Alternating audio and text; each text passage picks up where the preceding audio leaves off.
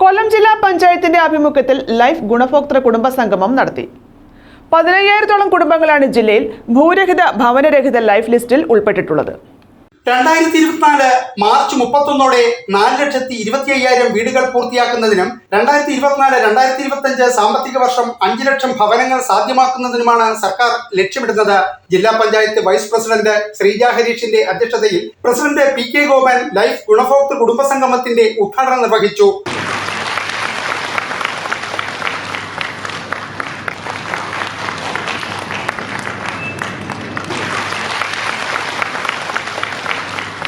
എത്ര ജനങ്ങളാണ് അവിടെ സ്വകാര്യ ആശുപത്രിയിൽ പോയി വലിയ പൈസ കൊടുത്ത് ചികിത്സിച്ചുകൊണ്ടിരുന്ന ആളുകൾ അതെല്ലാം പിന്മാറിയിട്ട് സർക്കാർ ആശുപത്രിയിലേക്ക് ചെല്ലാനുള്ള കാരണം ഈ സർക്കാർ ആശുപത്രി മികച്ചതാക്കാൻ നമ്മുടെ സംസ്ഥാനത്തെ സർക്കാർ പരിശ്രമിച്ചിട്ടുണ്ട്.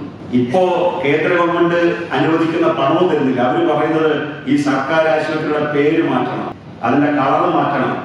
നേരത്തെ പറഞ്ഞതുപോലെ അവിടെ പ്രധാനമന്ത്രിയുടെ പേരും കളറും ഒക്കെ എഴുതി വെച്ചാലേ പൈസ തരുള്ളൂ. നമ്മുടെ അഭിമാനത്തെ ചോദ്യം ചെയ്യുന്ന കാര്യമൊക്കെ സർക്കാർ ആശുപത്രി എന്ന് പറയാൻ നമുക്ക് അവകാശപ്പെട്ടതാണ്. അത് ഏതെങ്കിലും ഒരു ഭരണാധികാരിയുടെ പേരും നാളും എഴുതി വെക്കേണ്ട സ്ഥലമല്ലത്, ജനങ്ങളുടേതാണത്.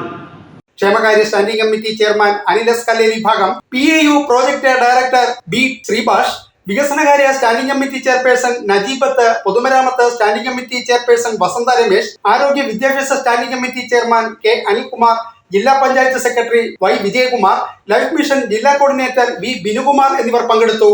ന്യൂസ് ബ്യൂറോ, കൊല്ലം.